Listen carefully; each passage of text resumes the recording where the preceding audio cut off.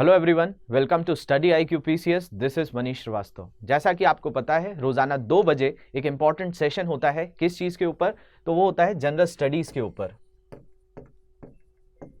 General studies के वो subjects जो सारे PCS एग्जाम्स में कॉमन हैं, जैसे आपका हिस्ट्री, ज्योग्राफी, इकोनॉमिक्स, पॉलिटी। तो उसी में एक सब्जेक्ट और है जिसको कहा जाता है साइंस एंड टेक्नोलॉजी। तो साइंस एंड टेक्नोलॉजी के बारे में आज जो है मैं सेशन लेने वाला हूं। तो बेसिकली ये जो 2 PM सीरीज है हमारी, जिसमें हम सारे इंपॉर्टेंट GS के सब्जेक्ट्स पढ़ते हैं इस सेशन में। तो आज का जो सेशन होने वाला है वो होने वाला है साइंस एंड टेक्नोलॉजी के बारे में। तो साइंस एंड टेक्नोलॉजी बहुत अच्छे से पढ़ेंगे, सारे एग्जाम्स में आता है और इसका अच्छा खासा वेटेज होता है। प्रेजेंट सिनेरियो से भी बहुत सारी बात होती है। तो ये जो नया इनिशिएटिव है, तो साइंस एंड टेक्नोलॉजी का ये लेसन नंबर 1 है। तो हम जो है इसकी एक प्लेलिस्ट भी क्रिएट कर देंगे, जिससे आपको हर जो भी सेशन GS के भी देखने हैं या दूसरे भी देखने हैं, वो आपको आसानी से फिजिबिलिटी फॉर्म में मिल जाए। उस तरीके से हमारा अप्रोच होगा। तो शुरू करेंगे आज का सेशन, जो किसके बारे में है? साइंस एंड टेक्नोलॉजी के बारे में।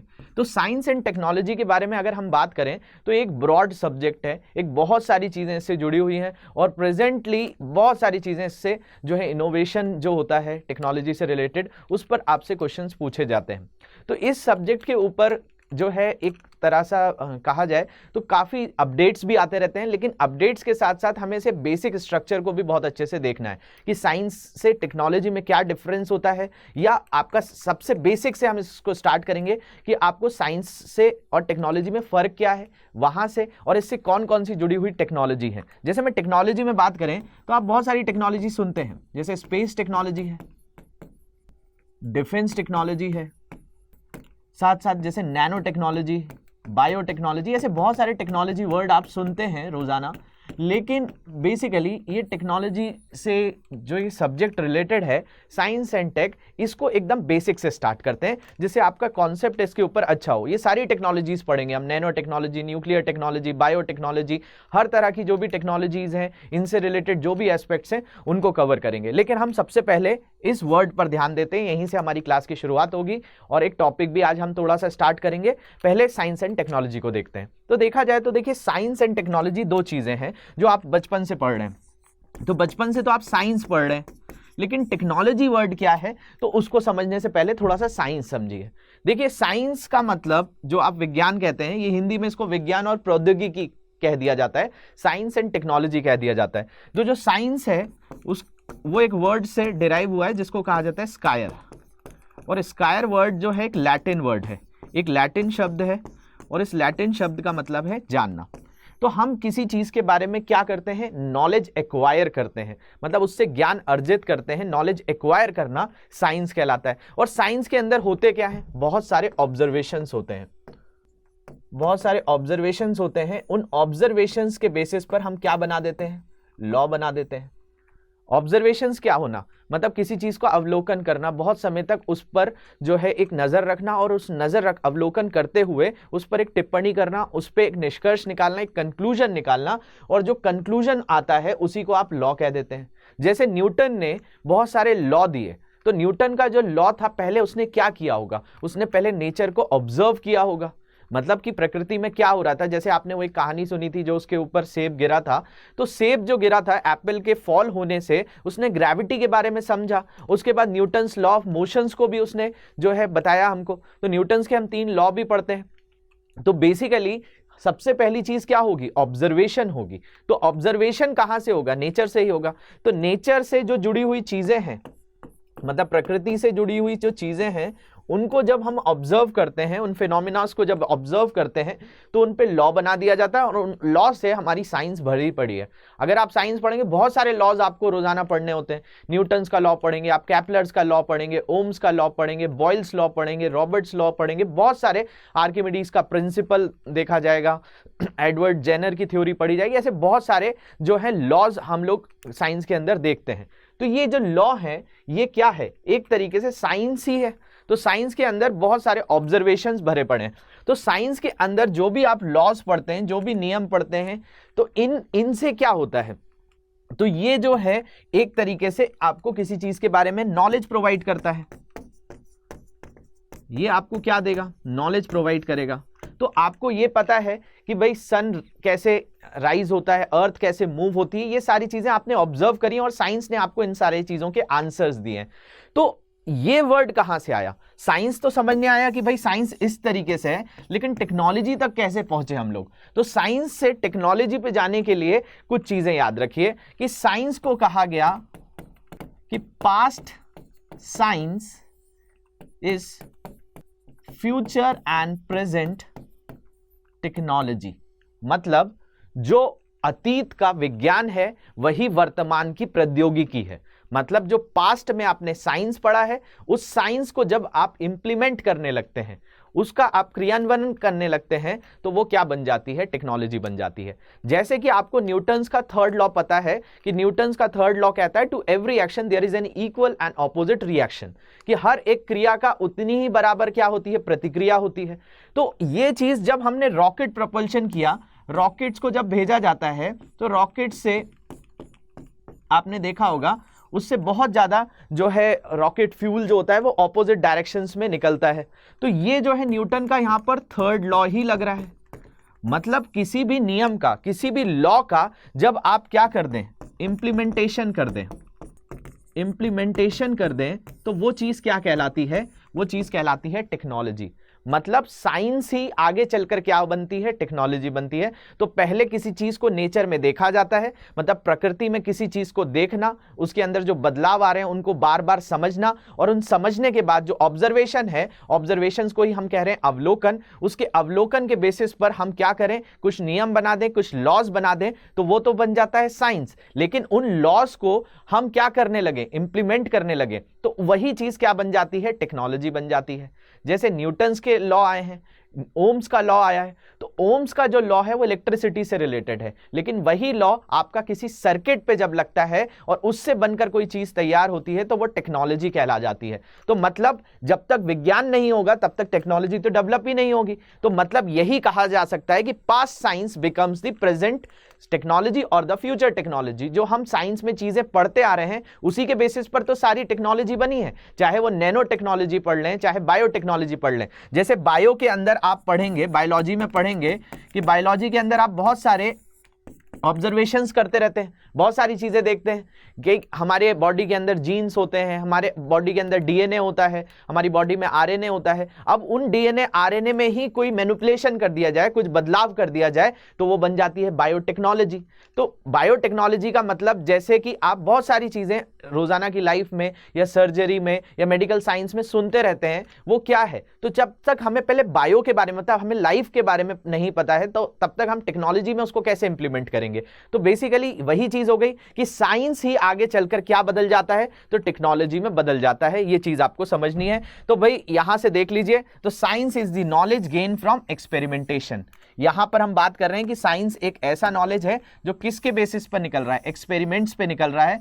एक्सपेरिमेंट्स जो भी आप अलग अलग ऑब्जर्वेशंस कर रहे हैं, उन ऑब्जर्वेशंस के बेसिस पर आप क्या बना दे रहे हैं? लॉ बना दे रहे हैं। तो साइंस जो है वो एक नॉलेज है, जो मैंने बताया किससे मिलता है आपको? अलग अलग चीजों के अंदर जब आप ऑब्जर्वेशंस करते हैं तो उन ऑब्जर्वेशन से जो निकलकर चीज आती है वो क्या बन जाती है? तो वो बन जाती है टेक्नोलॉजी, मतलब वो बन जाती है साइंस। तो साइंस को जब आप इंप्लीमेंट कर देते हैं, जब इसी चीज को आप क्या कर दें? इंप्लीमेंट कर दें, इसका क्रियान्वयन कर दें, तो वो बन जाती है टेक्नोलॉजी। तो बेसिकली यहां से साइंस में आप ऑब्जर्वेशंस गेन करते हैं, और ऑब्जर्वेशंस किससे गेन कर रहे हैं? एक्सपेरिमेंट से। तो उसके बेसिस पर आप अलग अलग लॉज या थ्योरी देते हैं। जैसे न्यूटन्स का लॉ हो गया, थ्योरी ऑफ रिलेटिविटी, जैसे आइंस्टीन ने दी थ्योरी ऑफ रिलेटिविटी, ओम्स ने लॉ दिया ह्यूमन जीनोम प्रोजेक्ट, मतलब ह्यूमन के अंदर कितने जीन्स होते हैं, कैसे जीनोम वर्क करता है, इसका क्या जेनेटिक वेरिएशंस होते हैं, कैसे गुणसूत्र होते हैं। 46 क्रोमोसोम्स होते हैं हमारे यहाँ, जैसे X chromosomes, Y chromosomes, male के अंदर एक्स वाई होता है। ये हर तरीके की चीजें हम लोग कहाँ पढ़ते हैं? हम सब्जेक्ट्स में पढ़ते हैं, और वो सब्जेक्ट्स किसके अंदर आ जाते हैं? साइंस के अंदर आ जाते हैं। लेकिन उन्हीं से रिलेटेड चीजों को जब हम क्या करने लगे? इंप्लीमेंट करने लगे, उनमें बदलाव करने लगे, उसका एक्सपेरिमेंट करने लगे, उन एक्सपेरिमेंट के बेसिस पर हम उसको अप्लाई करने लगे। मतलब जब साइंस को अप्लाई कर दिया जाता है तो उस एप्लीकेशन को क्या कह दिया जाता है? टेक्नोलॉजी कह दिया जाता है। तो टेक्नोलॉजी क्या है, इसको भी देख लेते हैं। तो technology is the use of science knowledge to make things. जब हम किसका यूज करें? हम साइंस का उपयोग करें किस चीज को, कि उससे हमारी चीजें आसान कर दी जाए। जैसे कि आप आज देख पा रहे हैं कि सैटेलाइट्स हैं, सैटेलाइट्स पूरे जो है आकाश में फैली हुई हैं, जिनसे आप लाइव टेलीकास्ट मैच देख पा रहे हैं, आप फोन पर बात कर पा रहे हैं, आप जो है OTT प्लेटफॉर्म्स पे इतनी सारी चीजें देख पा रहे हैं। ये सारी चीजें कैसे पॉसिबल हुई हैं? ये सारी चीजें टेक्नोलॉजी से पॉसिबल हुई हैं। और टेक्नोलॉजी कैसे पॉसिबल हुआ है, प्रौद्योगिकी कैसे मुमकिन हुआ है? तो प्रौद्योगिकी मुमकिन तभी हुआ है जब साइंस को अच्छे से पढ़ा गया है। तो आपको समझ आ रहा होगा कि जो हमने अतीत या वर्तमान में जो हम विज्ञान पढ़ रहे हैं, वही भविष्य की क्या बन जाती है? प्रौद्योगिकी बन जाती है। तो द पास्ट साइंस और the present science become the future technology. तो जो भी चीजें आज आप टेक्नोलॉजी में देख रहे हैं, उनको कई सालों पहले ऑब्जर्व किया गया है साइंस के अंदर, और उन्हीं चीजों को जब इंप्लीमेंट किया गया तो वो बन गई टेक्नोलॉजी। तो जैसे देखिए कैलकुलेटर्स, कंप्यूटर्स, तो इन कैलकुलेटर्स और कंप्यूटर्स को अगर हम ऑब्जर्व करें तो ये भी किस पे बेस्ड है? साइंस पर ही बेस्ड है। अब साइंस में जो है आप बहुत सारी चीजें ऑब्जर्व करते हैं, कई तरह के लॉजिक्स लगाते हैं, कई तरह की इक्वेशंस होती हैं, लेकिन उन इक्वेशंस के बेसिस पर आपने कोई एक डिवाइस बना दिया जो डायरेक्ट काम करने लगा, तो वो जो है क्या हो गई? टेक्नोलॉजी हो गई। इसके अलावा एटॉमिक एनर्जी बना पा रहे हैं हम। एटॉमिक एनर्जी का मतलब जैसे परमाणु ऊर्जा बनाई जाती है, जैसे यूरेनियम हो गया, प्लूटोनियम हो गया, रेडियम हो गया, ये सारे रेडियो एक्टिव मटेरियल्स हैं। इनसे अल्फा बीटा गामा रेडिएशंस निकलती है। तो इन्हीं चीजों को हम न्यूक्लियर फिजन फ्यूजन रिएक्शंस में यूज करते हैं, और इनसे जो एनर्जी निकलती है उससे इलेक्ट्रिसिटी बनाते हैं। तो बेसिकली हमको पहले उसका साइंस पता था, लेकिन उस साइंस को हमने कन्वर्ट कर दिया किसमें? टेक्नोलॉजी में। जैसे आपने सुना होगा Henry Becquerel, madam Curie, Robert Pierre ने रेडियो एक्टिविटी का फिनोमिना दिया था। रेडियो एक्टिविटी के फिनोमिना में यह होता है कि कोई भी जो सब्सटेंस होता है जिसका न्यूक्लियस बहुत ज्यादा अनस्टेबल होता है, जो उसका नाभिक होता है वो अनियंत्रित होता है, तो वो alpha beta gamma radiations emit करता रहता है। ये तीनों ने ऑब्जर्व किया था, उनको नोबेल प्राइज भी मिला था। अब वो चीज तो हो गई कि वो ऑब्जर्वेशन था, लेकिन धीरे धीरे हमने न्यूक्लियर रिएक्टर्स, नाभिक रिएक्टर्स बनाना स्टार्ट किए, जिनके थ्रू क्या बनाई जा रही है? इलेक्ट्रिसिटी बनाई जा रही है। इंडिया में तारापुर का नाम सुना होगा, कुंडलकुलम का नाम सुना होगा, अरेवा नाम का एक प्रोजेक्ट है जो फ्रांस की कंपनी अभी इंडिया में इंप्लीमेंट कर रही है। ऐसे कई तरह के प्रोजेक्ट्स हैं हमारे यहां जो काम हो रहे हैं, लेकिन वो किसके बेसिस पर हो रहे हैं? वो सारी की सारी चीजें ऑब्जर्वेशन अगर आप देखेंगे तो वो साइंस के बेसिस पर है। तो साइंस जो है वो एक तरीके से बोला जाए एक प्लेटफॉर्म देता है जिसके बेसिस पर टेक्नोलॉजी फॉर्म हो पाती है। तो चाहे हमने कैलकुलेटर्स की बात करी, कंप्यूटर्स की बात करी, एटॉमिक एनर्जी की बात करी, इलेक्ट्रिक मोटर्स। अब आपको इलेक्ट्रिसिटी का फिनोमिना नहीं पता होगा तो आप मोटर कैसे बना पाते? कि किस तरीके से हमारे पास उसमें 2 टर्मिनल्स होने चाहिए, किस तरीके से वो पूरा सर्किट कंप्लीट होना चाहिए। तो एक इलेक्ट्रिक मोटर को बनाने के पहले आपको इलेक्ट्रिसिटी का नॉलेज होना चाहिए कि कैसे इलेक्ट्रिसिटी वर्क करती है, करंट की डायरेक्शन क्या होती है, वोल्टेज कैसे फ्लो होता है, रेसिस्टेंस का क्या फिनोमिना है, कैपेसिटर कैसा काम करता है, इंडक्टर क्या काम करता है। तो ये सारे डिवाइसेस आप थ्योरेटिकली पढ़ते हैं साइंस में, और जब आपने उसको इंप्लीमेंट कर दिया तो वही बन जाती है टेक्नोलॉजी। तो देखा जाए तो भाई इनके बीच में आपको एक चीज समझनी है कि क्या होता है। ये एक सीरीज है, इस सीरीज को समझिए ध्यान से। सबसे पहली चीज है साइंस। इस साइंस से में ही लगाई जाती है क्या? इंजीनियरिंग।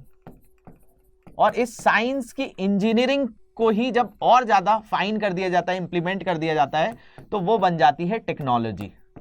तो ये ध्यान से समझ लीजिए कि आपने ये वर्ड तो बहुत बार सुने हैं, लेकिन अगर आपको एग्जाम्स में इस तरीके से मींस राइटिंग में भी आता है तो आप इसको बहुत अच्छे से एक्सप्लेन कर सकते हैं कि साइंस को जो है यूज किया जाता है इंजीनियरिंग में, और इंजीनियरिंग का ही एक एडवांस वर्जन बन जाता है टेक्नोलॉजी। तो मतलब जो चीज आपको पता थी, न्यूटन्स के लॉ आपको पता थे, ग्रेविटेशंस के लॉ आपको पता थे, लेकिन उस लॉ के बेसिस पर आपने रॉकेट बना दिया, आपने जेट प्लेन्स बना दिए, आपने सैटेलाइट्स बना दी। तो वो सैटेलाइट कैसे काम कर पा रही है? हमने मंगलयान भेज दिया, हमने चंद्रयान, साउथ पोल पर भी चीजें भेज दी।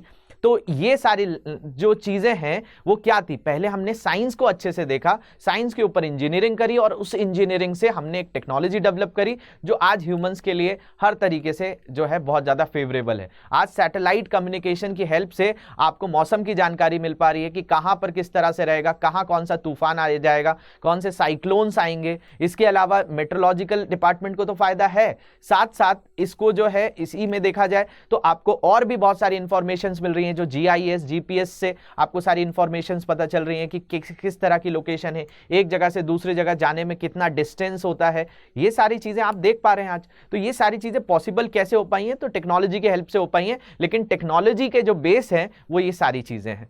इसके अलावा यहां पर आप देख रहे हैं जीन थेरेपी। जीन थेरेपी जो है, जीन थेरेपी वो चीज है कि जिसमें आप ह्यूमंस के अंदर जो जेनेटिकली कई तरह के इश्यूज होते हैं, कई तरह के विकार होते हैं, उनको भी दूर कर दिया जाता है जीन थेरेपी के थ्रू। इसके अलावा एंटीबायोटिक्स, ये भी तो एक टेक्नोलॉजी के थ्रू बनाया गया है, जो अलेक्जेंडर फ्लेमिंग ने जो पेनिसिलिन बनाया। तो ये क्या है, आपको पता है कि हमारी बॉडीज में बैक्टीरियाज होते हैं, अब वो बैक्टीरिया की ग्रोथ काफी हावी हो जाए, तेज हो जाए, तो उसको मतलब सप्रेस करने के लिए आपके पास कुछ ना कुछ चीजें होनी चाहिए। तो जब आपको साइंस पता था, तब तो जाकर आपने उस चीज के लिए कोई ना कोई टूल बनाया, कोई ना कोई तरह की मेडिसिन बनाई। तो मतलब क्या है, तो साइंस को ही आप जब इंप्लीमेंट करने लगे, उनकी चीजों को पहले समझें और उनसे क्या आपको रिक्वायरमेंट है, जब आप उस पर बात करते हैं तो वो बन जाती है टेक्नोलॉजी। तो होप इतनी बात आपको समझने आई होगी कि साइंस और टेक्नोलॉजी क्या है। इस पर आप आंसर्स लिख सकते हैं और समझा सकते हैं कि भाई साइंस और टेक्नोलॉजी किससे रिलेटेड है। तो अब आगे बात करते हैं, जो आज हमारा टॉपिक भी है और जिसको हम लोग शुरू करेंगे। तो साइंस एंड टेक्नोलॉजी काफ़ी अच्छा पार्ट है, इसको अच्छे से समझना है, इसलिए मैं धीरे धीरे चीज़ें आपसे स्टार्ट कर रहा हूँ। हमने सारे ही सब्जेक्ट्स जो थे धीरे धीरे स्टार्ट कर दिए हैं, जिसके इंट्रोडक्टरी पार्ट्स ऑलमोस्ट सभी चीज़ों के हो गए। अब धीरे धीरे आपको जो है आगे के लेक्चर्स मिलना स्टार्ट हो जाएंगे। इसके अलावा साइंस के भी लेक्चर्स मेरे द्वारा लिए जा रहे हैं। सुबह 8 बजे का सेशन आप ज़रूर देखिए, जिसमें मैं फिजिक्स, केमिस्ट्री, बायोलॉजी तीनों ही पढ़ा रहा हूँ। सुबह 8 बजे मेरा सेशन आता है। इसके अलावा दिन में 2 बजे जो है साइंस एंड टेक्नोलॉजी का भी सेशन है, साथ साथ में एक ज्योग्राफी का भी सेशन ले रहा हूँ, उसको भी आपको मिल जाएगा। मैंने लास्ट सैटरडे वो सेशन लिया था। हर दिन आपको जीएस का कोई ना कोई सब्जेक्ट मिलेगा। तो जीएस के सब्जेक्ट में 2 सब्जेक्ट मैं पढ़ाऊंगा, जिसमें ज्योग्राफी जो रहेगी वो मैं पढ़ाऊंगा, दूसरा साइंस एंड टेक्नोलॉजी में पढ़ाऊंगा। इसके अलावा जो 3 सब्जेक्ट्स और मैं पढ़ा रहा हूँ, फिजिक्स, केमिस्ट्री, बायोलॉजी, उनके लेक्चर्स भी आपको मिल जाएंगे। तो उन लेक्चर्स को भी जरूर देखिए। सारा पूरा का पूरा प्रोग्राम आपसे बहुत 2-3 दिन से लगातार डिस्कस किया जा रहा था कि सुबह 8 बजे से रात को 8 बजे तक हमारी क्लासेस हैं, तो आपकी पीसीएस एग्जाम्स के लिए बहुत मजबूती मिले, इस तरीके से हमने प्रोग्राम बनाया हुआ है। तो आज का जो टॉपिक है साइंस एंड टेक्नोलॉजी के अंदर ही, उसको अभी स्टार्ट कर लेते हैं, थोड़ा सा उसको देखते हैं, फिर उसके बारे में नेक्स्ट लेक्चर में भी अच्छे से बात करेंगे, लेकिन थोड़ी सी बात करते हैं। तो आज हम बात करने वाले हैं किसके बारे में, एआई के बारे में। एआई काफी हॉट टॉपिक है, काफी सुनते हैं आप, चर्चाओं में रहता है। एआई क्या है, तो एआई जो है ये है आर्टिफिशियल इंटेलिजेंस।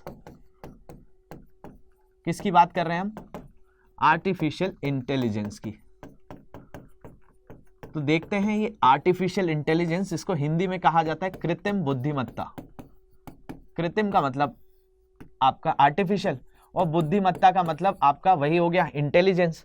तो जब हम कृत्रिम बुद्धिमत्ता की बात करें, आर्टिफिशियल इंटेलिजेंस की बात करें, तो उसका मतलब क्या होता है, इससे शुरू करते हैं।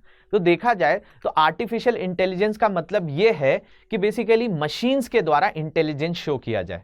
जैसे आप ह्यूमंस हैं, तो हम क्या होते हैं, धीरे धीरे चीजें सीखते जाते हैं। जो हमने बचपन में कई तरह से चीजें जो थी, मतलब आप जब 2 साल के थे और 10 साल के थे, तो उनमें डिफरेंस आ गया, आपका इंटेलिजेंस धीरे धीरे डेवलप होने लगा। अगर आपको पता है कि कोई पानी बहुत ज्यादा गर्म है, तो आप उसमें डायरेक्ट हाथ नहीं डालेंगे, ये क्या चीज है, ये इंटेलिजेंट चीज है। लेकिन मशीन्स के साथ ऐसा नहीं होता है। मशीन्स को आपने देखा होगा, मशीन्स अमूमन कैसे काम करती हैं, वो एक ही चीज मोनोटोनसली करती रहती हैं। मतलब अगर किसी मशीन का काम है, किसी फैन का काम है कि वो घूमना है, तो वो कैसा भी टेम्परेचर हो, कैसा भी दिन हो, रात हो, वो हमेशा आपने जैसे ही बटन ऑन किया वो स्टार्ट हो गया। तो उसके अंदर इंटेलिजेंस नहीं है, उसके अंदर बस एक ही चीज है, उसको ऑटोमेशंस बोल सकते हैं, कि वो ऑटोमेटिकली चालू हो जाएगा और वैसे ही काम करता रहेगा। तो ये जो चीज है कि मशीन्स के अंदर क्या प्रोवाइड कर देना, इंटेलिजेंस प्रोवाइड कर देना, उस फीचर को कहा जाता है आर्टिफिशियल इंटेलिजेंस। अब आर्टिफिशियल इंटेलिजेंस की जरूरत क्या थी, तो आर्टिफिशियल इंटेलिजेंस की जरूरत यह है कि मशीन्स भी इतनी ज्यादा इंटेलिजेंट हो जाएं कि वो ह्यूमंस के लिए एक फेवरेबल एनवायरनमेंट क्रिएट कर सके और हमारे काम को आसान कर सके, हमारी लाइफ को ईजी कर सके। उस चीज को कहा जाता है आर्टिफिशियल इंटेलिजेंस। मतलब इंटेलिजेंस तो ह्यूमंस के अंदर ही है, लेकिन आपका अगर हम 4th इंडस्ट्रियल रेवोल्यूशन की बात करें, पहली तो कहां से चालू हुई, औद्योगिक क्रांति के बारे में पढ़ेंगे तो औद्योगिक क्रांति इंग्लैंड से चालू हुई है। लेकिन जो चौथी आपकी 4th नंबर की जो इंडस्ट्रियल रेवोल्यूशन है, उसमें एक बहुत बड़ा नाम आता है आर्टिफिशियल इंटेलिजेंस का। किसका नाम आता है, आर्टिफिशियल इंटेलिजेंस का। इस पर ही आज हम थोड़ी सी बात करेंगे। बहुत अच्छा टॉपिक है, लेकिन बहुत सारे एस्पेक्ट्स इससे जुड़े हुए हैं। प्रेजेंट सिनेरियो में क्या चीजें हो रही हैं, इन सारी चीजें मैं बताऊंगा, लेकिन आज थोड़ा सा हम इसके बेसिक वर्जन की बात करते हैं कि आर्टिफिशियल इंटेलिजेंस डील किससे करता है, जॉन मैकार्थी की भी बात कर लेते हैं और कहां कहां एप्लीकेशन है उसकी बात करेंगे। फिर इससे जुड़ी हुई बहुत सारे फैक्ट हैं जिन पर अच्छे से कमांड करना है, तो ध्यान से देखिए इसको। तो सबसे पहली बात करें हमारे दिमाग में आएगी कि व्हाट इज आर्टिफिशियल इंटेलिजेंस। तो देखिए आर्टिफिशियल इंटेलिजेंस को मैंने जैसे बताया कि जब किसके द्वारा इंटेलिजेंस शो किया जाए, किसके द्वारा एक बुद्धिमत्ता दिखाई जाए, तो मशीनों के द्वारा दिखाई जाए, कंप्यूटर के द्वारा दिखाई जाए, सॉफ्टवेयर के द्वारा दिखाई जाए, तो वो चीज ऐसी हो उसको क्या कहा जाएगा, उसको कृत्रिम बुद्धिमत्ता कहा जाएगा। मतलब कैसे, तो मान लिया जाए कि आप रूम में बैठे हैं, जब आप पढ़ रहे थे तो लाइट ऑन हो जाए, जब आप सो जाएं तो लाइट अपने आप ऑफ हो जाए, आप भी उसको कर सकते हैं, लेकिन मशीन के द्वारा इतना इंटेलिजेंस आ जाए तो उसको कहा जाता है आर्टिफिशियल इंटेलिजेंस। अगर बाहर का टेम्परेचर कम हो रहा है तो अंदर जो है एयर कंडीशनर वैसा काम करने लगे, अपने आप ऑन हो जाए, उस तरीके से आपको एक फेवरेबल टेम्परेचर रूम के अंदर प्रोवाइड कर दे, तो वो क्या है, आर्टिफिशियल इंटेलिजेंस है। अगर मशीन को पता है कि आप सो गए हैं, टीवी अपने आप बंद हो जाए, तो वो क्या है, आर्टिफिशियल इंटेलिजेंस है। आपको भूख लग गई है और खुद अपने आप जो है फूड प्रोसेसर आपका फूड क्रिएट करने लगे, तो वो क्या है, आर्टिफिशियल इंटेलिजेंस। अब देखा जाए तो ये बात जो होती है इस पर काफी विवाद होता रहता है कि भाई ऐसा नहीं हो सकता है कि ह्यूमंस के बराबर जो है मशीन एक दिन बन जाएंगी, लेकिन कुछ कुछ स्पेसिफिक फील्ड में हुआ भी है ऐसा। जैसे कि अगर हम गैरी कैस्पेरोव की बात करें तो एक IBM का कंप्यूटर था, जिस मतलब जो आप चेस वगैरह खेलते हैं, उस चेस जो आर्टिफिशियल इंटेलिजेंस पे बेस्ड था, IBM का ब्लू चिप करके कंप्यूटर था, उसने हरा दिया था गैरी कैस्पेरोव को। तो किसी स्पेसिफिक फील्ड में मशीन्स इतनी ज्यादा इंटेलिजेंट है कि वर्ल्ड के नंबर 1 प्लेयर को भी वो हरा दे रही है। तो ऐसा जो है, जैसा मैं बोल रहा हूं, इस पे डिबेट का ये चीज है कि ह्यूमन इंटेलिजेंस जो है, मतलब जो मानव का दिमाग है, वो बहुत ज्यादा अलग है। हमारा हर बार एक ही तरह का रिस्पॉन्स नहीं होता है। हो सकता है हम किसी के लिए, हमारे अंदर जो एक चीज है इंटेलिजेंस के साथ साथ वो इमोशंस का भी ऐड है, हमारे इमोशंस बदलते रहते हैं। तो इमोशंस बदलने के साथ साथ हमारे एक्शंस बदलते रहते हैं, हमारी क्रियाएं बदलती रहती हैं। तो मशीन्स के पास उस तरह का दिमाग देना, उस दिमाग के साथ साथ उसमें बदलाव करते जाना, ये चीज जो है आर्टिफिशियल इंटेलिजेंस कही जा रही है। लेकिन एकदम हुबहू अगला ह्यूमन बन जाना, इस पर कई तरह के चीजें जो है साइंटिस्ट के द्वारा कही जाती है कि ऐसा मशीन हम नहीं बना पाएंगे जो एकदम ह्यूमन ही बन जाए, क्योंकि ह्यूमंस के अंदर बहुत सारे अलग अलग चेंजेस आते हैं, हार्मोनल रिलीज होता है हमारे अंदर, हार्मोन्स के बेसिस पर हमारे एक्शंस बदल जाते हैं। हम जैसा 20 साल की एज में सोचते हैं वैसा 60 साल की एज में नहीं सोचते हैं। तो ये मशीन्स के अंदर इस तरह के वेरिएशंस लाना, हमको किसी को देखकर दया आ जाती है, किसी को देखकर घृणा हो जाती है, तो ये जो है ह्यूमंस के इमोशंस भी हैं। तो मशीन्स के अंदर ये एक ही व्यक्ति अलग अलग चीजों में कैसे बदलाव कर सकता है, तो इस पर भी बहुत सारी बात होती है। लेकिन वही चीज है कि जब मशीन किसी तरह से इंटेलिजेंस दिखाने लगे तो उस बात को कहा जाता है आर्टिफिशियल इंटेलिजेंस। तो सबसे पहली बात कर लेते हैं क्या, तो इंटेलिजेंस शोन बाय मशीन्स, जैसे कि मशीन्स में क्या आ जाए, कंप्यूटर सॉफ्टवेयर आ जाए, कंप्यूटर कंट्रोल्ड रोबोट्स आ जाए। इन चीजों को आप क्या कह देंगे, तो इसी को कह देंगे AI। तो मशीनों द्वारा दिखाई गई बुद्धिमत्ता अर्थात कंप्यूटर सॉफ्टवेयर के द्वारा या कंप्यूटर नियंत्रित रोबोट आदि के द्वारा। जैसे कि अगर हम कई कंट्रीज में बात करें, जैसे चाइना की अगर हम बात करें या फिर हम सिंगापुर की बात करें, इन जगहों पर आपको मिलेगा कि यहां पर रोबोट्स के द्वारा काम किया जा रहा है। मतलब कई होटल्स में आपको किसी भी तरह से सर्विस के लिए कोई भी जो है सर्विस स्टाफ नहीं है, वहां सारी चीजें रोबोट्स के द्वारा की जा रही है। आपकी रूम सर्विस जो है रोबोट्स के द्वारा दी जा रही है। आपके रूम में अगर किसी भी तरह से आपको फूड चाहिए तो वो सारी चीजें रोबोट्स के द्वारा सर्व की जा रही हैं।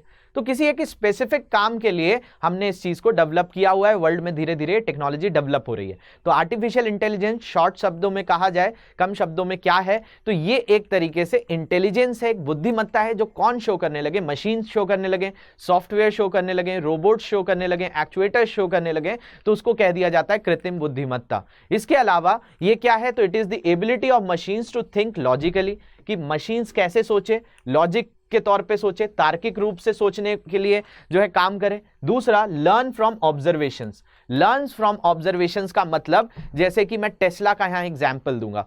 टेस्ला की कार जो है वो ऑटोमेशन पे काम करती है कि आपको अगर A पॉइंट से B पॉइंट पर जाना है तो A पॉइंट से B पॉइंट पर जाने पर वो आपको शो करेगा कि मान लिया जाए आपको 15 मिनट्स लग रहे हैं, लेकिन वो कार इंडिया आई है, मान लिया जाए इंडिया में टेस्ला की कार चल रही है और इंडिया की रोड्स इतनी अच्छी हैं कि वो 15 मिनट का जो डिस्टेंस है वो मान लिया जाए 17 मिनट में कर ले, तो ये जो है रोड्स के कारण हुआ। ये गाड़ी जब यूएस में चलती थी तो अलग इतने डिस्टेंस को इतने देर में कवर कर लेती थी, लेकिन यहां पे आने पर इसमें डिले हुआ।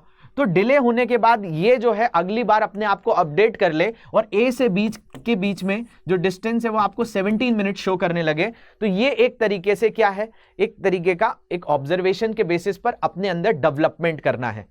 तो वो चीज क्या हो जाए, वो भी ऑब्जर्वेशन क्या है कि यहां पर हम बात करें, it is the ability of machines, कि मशीन्स क्या करें, लॉजिक के बेसिस पे सोचें, ऑब्जर्वेशंस के बेसिस पे अपने अंदर चेंजेस करें, optimise intelligently similar to intelligence of humans, कि ह्यूमंस के इंटेलिजेंस के बेसिस पर वो चीजें करें। जैसे आपके कई तरह के ऑब्जर्वेशंस होते हैं कि अगर आप इस चीज को इस तरीके से, जैसे आपने कोई फूड टेस्ट किया हो, तो वो फूड टेस्ट जब आप अपने फ्रेंड को बताएंगे तो आप बताएंगे कि ये चीज आप वहां जाकर खाना तो आपको अच्छी लगेगी। ये क्या है, एक ह्यूमंस का ऑब्जर्वेशंस है और ह्यूमंस के ऑब्जर्वेशंस के बेसिस पर आपके सजेशंस होते हैं। तो मशीन के अंदर भी इस तरह की चीजें आ जाए कि वो क्या करने लगे, लॉजिकली तार्किक रूप से सोचने लगे, चीजों का अवलोकन मतलब ऑब्जर्वेशन करने लगे, और मनुष्य की बुद्धिमानी के बराबर अगर चीजें मैच करने लगे तो वो चीज कहलाती है आर्टिफिशियल इंटेलिजेंस। तो ये क्या है, तो ये फोर्थ इंडस्ट्रियल रेवोल्यूशन की बात कर रहे हैं हम। चौथी औद्योगिक क्रांति जो बदलाव हो रहा है समाज के अंदर, उसके अंदर ये भी एक स्तंभ बताया गया है।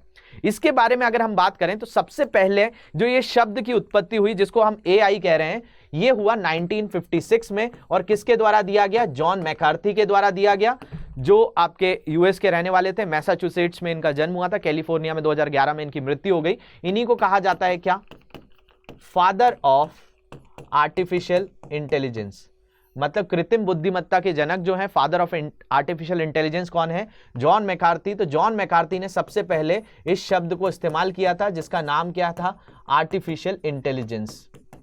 तो आर्टिफिशियल इंटेलिजेंस शब्द सबसे पहले कब आया है, तो 1956 में। किसके द्वारा इस्तेमाल किया गया है, जॉन मैकार्थी के द्वारा इस्तेमाल किया गया है। तो मशीनें कुछ इस तरीके से काम करें कि भाई वो ह्यूमंस के इंटेलिजेंस के बराबर चीजें पहुंच जाएं, उनके अंदर ऑब्जर्वेशन आ जाए, उनके अंदर लॉजिक्स आ जाएं, और उस तरीके से वो ऑब्जर्वेशंस के साथ अपने आप को अपडेट करते रहें। तो उस चीज को कहा जाता है एआई।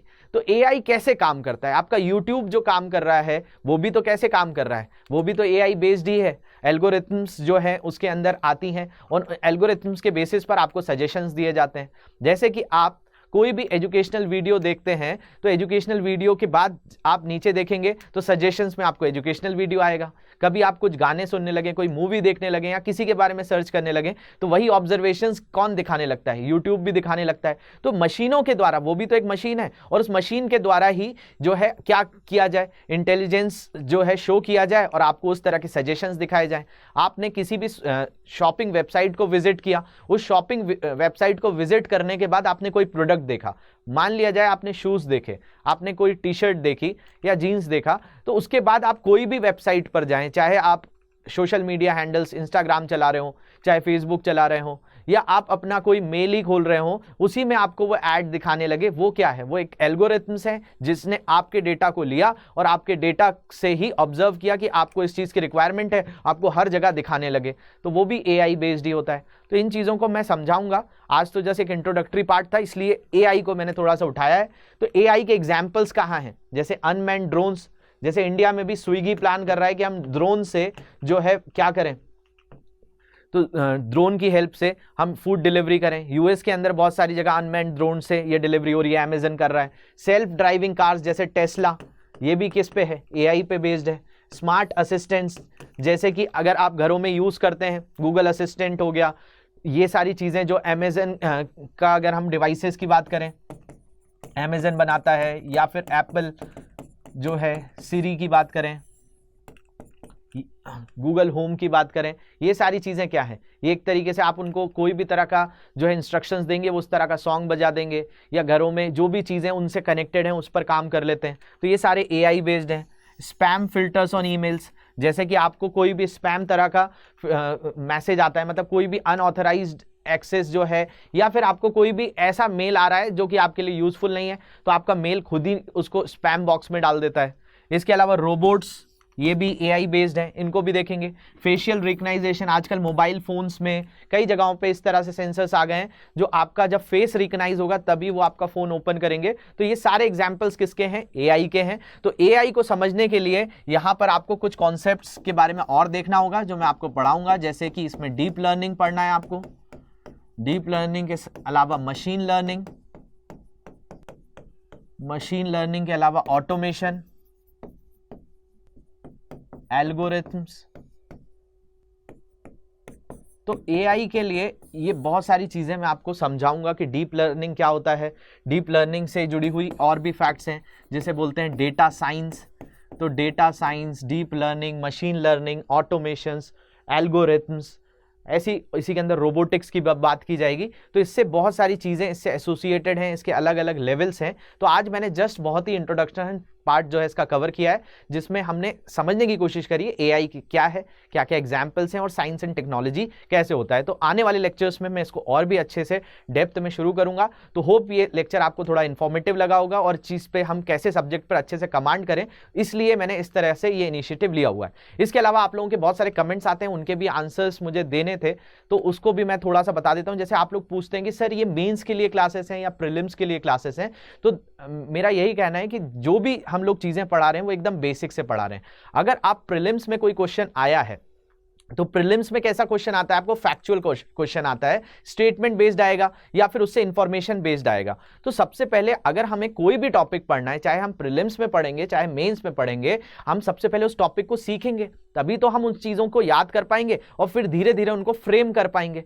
तो बेसिकली हमारा अप्रोच दोनों ही एग्जाम्स के लिए है, लेकिन शुरुआत में हम थोड़ा सा प्रीलिम्स ओरिएंटेड बात करेंगे। और मतलब प्रीलिम्स ओरिएंटेड का मतलब उस टॉपिक को अच्छे से पढ़ेंगे। उस टॉपिक को जब आप धीरे धीरे अच्छे से पढ़ लेंगे तो आप मेंस राइटिंग भी कर पाएंगे। अगर आपको साइंस एंड टेक्नोलॉजी का एक बेसिक चीज पता है तो क्या आप इस पर आंसर राइट नहीं कर सकते? आपको अगर 50 वर्ड्स में, 100 वर्ड्स में अगर साइंस एंड टेक्नोलॉजी लिखने को आएगा, या आर्टिफिशियल इंटेलिजेंस जो मैंने अभी थोड़ा सा ही पढ़ा है आपको, तो उस पर भी तो आप लिख सकते हैं ना कि आर्टिफिशियल इंटेलिजेंस किससे रिलेटेड है, कहां कहां इससे फील्ड रिलेटेड है, इसके फादर कौन है। तो इस पर ही अगर आप 2-4 लाइन में भी लिखेंगे तो 50 वर्ड्स तो आप लिख सकते हैं। तो ऐसे ही हमको धीरे धीरे अप्रोच करना है। जब तक हम किसी टॉपिक को समझ नहीं पाएंगे, ना हम उसको प्रीलिम्स में लिख पाएंगे, ना मेंस में उस पर आंसर राइट कर पाएंगे। तो बेसिकली हमारा अप्रोच यही है कि एकदम बेसिक से स्टार्ट करके, कि जिससे आपको प्रीलिम्स में भी सहायता मिले और मेंस में भी सहायता मिले, वही हमारा अप्रोच रहेगा। तो होप ये सेशन आपको इन्फॉर्मेटिव लगा होगा। इसके अलावा कोई भी तरह के क्वेश्चंस हैं आप मुझे मेल कर सकते हैं, ये मेरे सोशल मीडिया हैंडल से कोई भी तरह का डाउट है आप पूछ सकते हैं। तो होप ये चीजें आपको क्लियर हो रही होंगी। किसी भी तरह का कोई फीडबैक है तो वो हमें जरूर दीजिएगा। Thank you very much for watching this. Have a great day.